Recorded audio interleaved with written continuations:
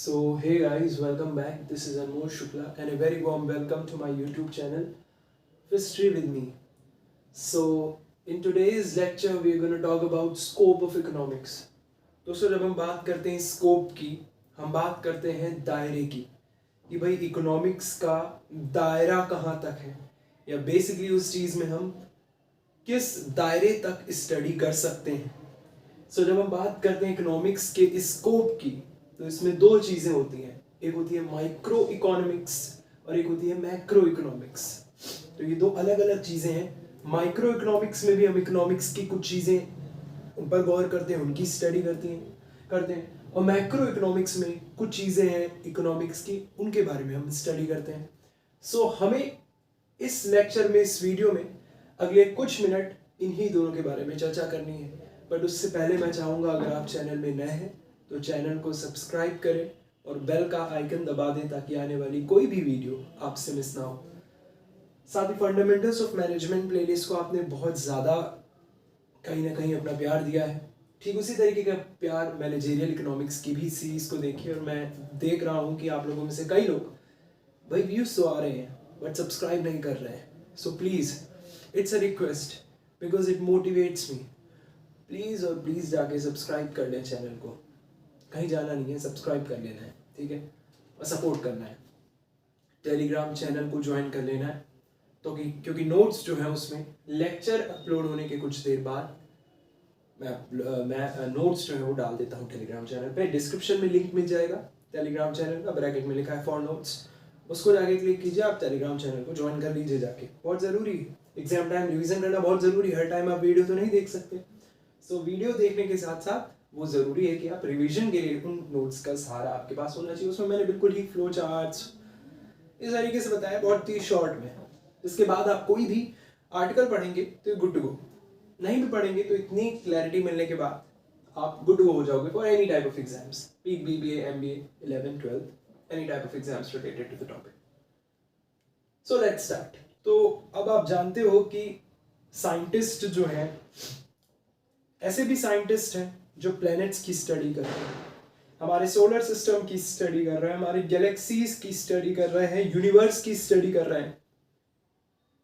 तो एक bigger picture के साथ वो स्टडी कर रहे हैं.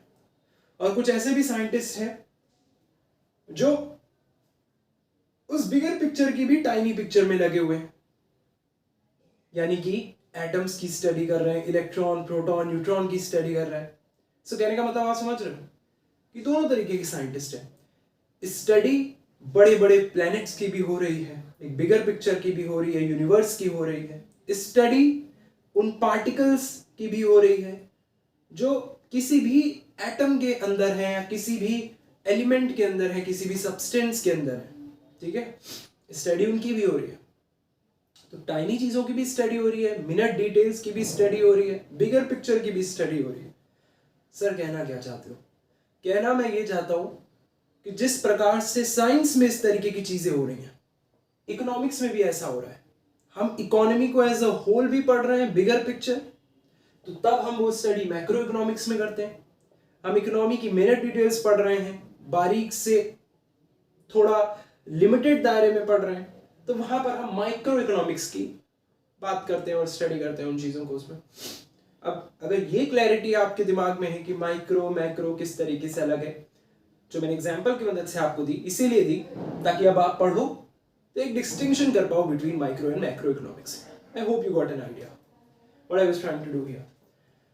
सो नाउ इतने नोट्स जब आप पढ़ोगे माइक्रो इकोनॉमिक्स में तो you good to go for कि होता क्या है भाई माइक्रो इकोनॉमिक्स. क्योंकि स्कोप में माइक्रो इकोनॉमिक्स आता है बट माइक्रो इकोनॉमिक्स में लिखें क्या, ठीक है. So microeconomics studies the decisions made by individual and business regarding allocation of resources. यहाँ पर हम किसके डिसीजंस देखते हैं? हम किसी इंडिविजुअल के या कोई बिजनेस, कोई फर्म, कोई कंपनी, कोई इंडस्ट्री, हम देखते हैं वो किस तरीके के डिसीजन ले रहे हैं, किसके रिगार्डिंग. डिसीजंस किसके रिगार्डिंग भाई? डिसीजंस किसी चीज के रिगार्डिंग लोगे ना. तो decisions regarding allocation of resources, या I can say decisions regarding pricing of the product.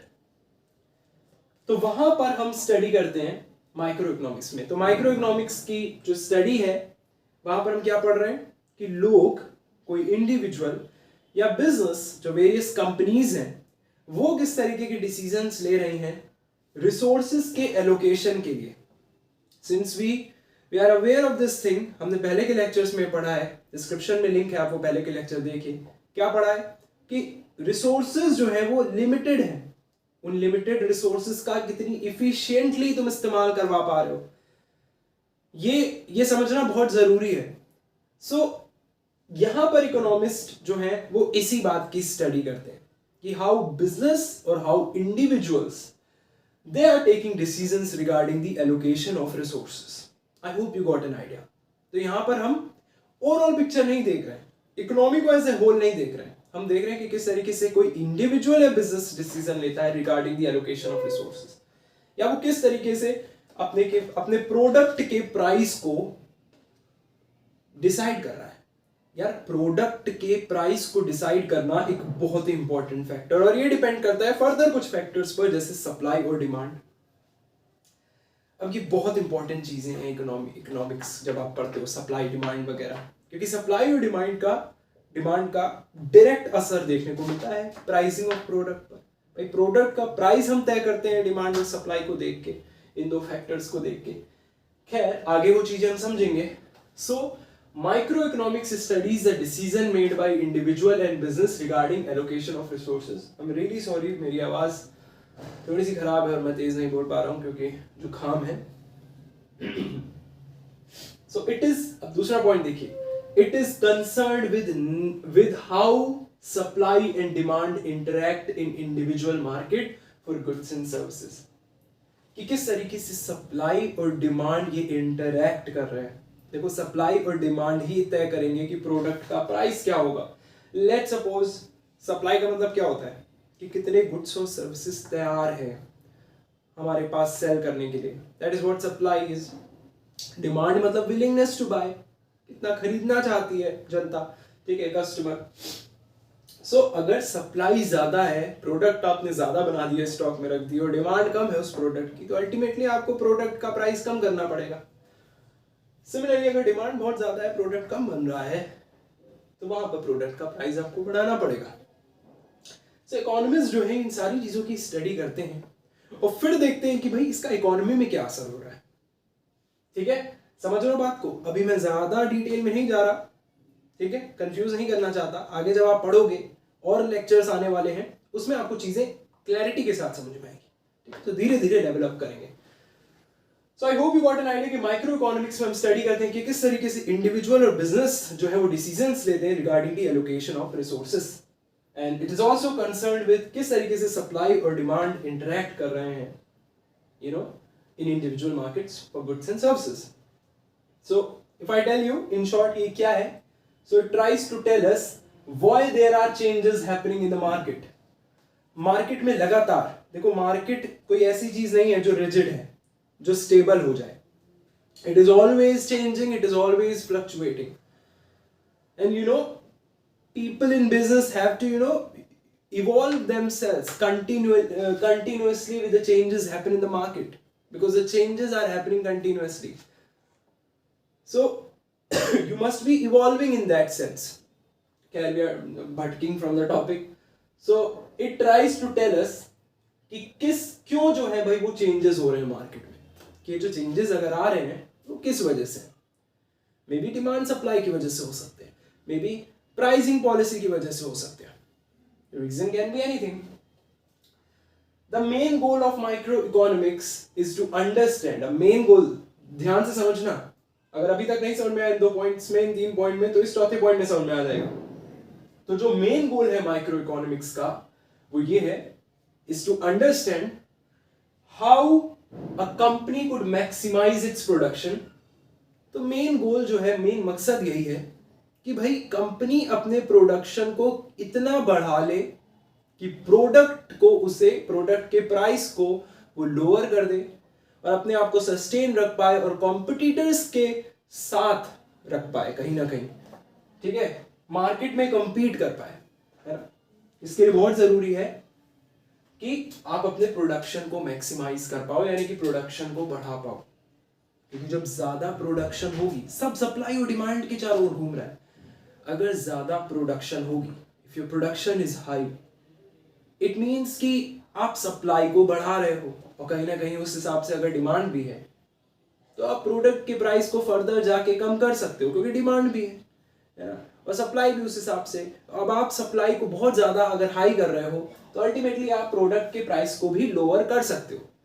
तो मेन मकसद माइक्रो इकोनॉमिक्स का यही है, ये समझना कि किस तरीके से कंपनी अपनी प्रोडक्शन को बढ़ाती है। ये समझना मेन मकसद है कि how a company could maximise its production, ताकि वो अपने प्राइसेस को लोअर करे और फिर मार्केट में compete कर पाए।